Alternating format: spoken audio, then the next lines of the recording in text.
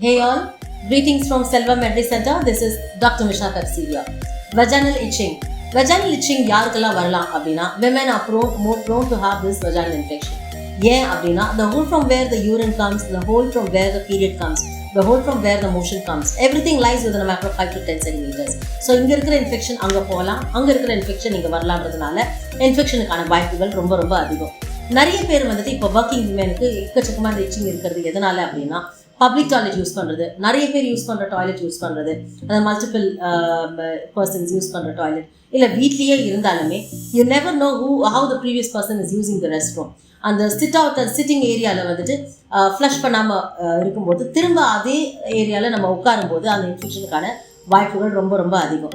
எல்லாத்த விட உங்களுக்கு ஏதாவது ஃபங்கல் இன்ஃபெக்ஷனாக இருக்கலாம், இல்லை வைரல் இன்ஃபெக்ஷன் இருக்கலாம், இல்லை பாக்டீரியல் இன்ஃபெக்ஷன் இருக்கலாம்.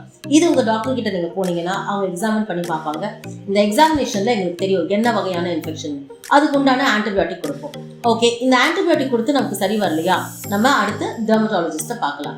இதை தவிர்த்து அதாவது நமக்கு லைஃப் ஸ்டைல் மாடிஃபிகேஷன் பண்ணி, என்ன லைஃப் ஸ்டைல் மாடிஃபிகேஷன், நமக்கு வந்து வெஜைனாவை ட்ரையாக வச்சுக்கணும்.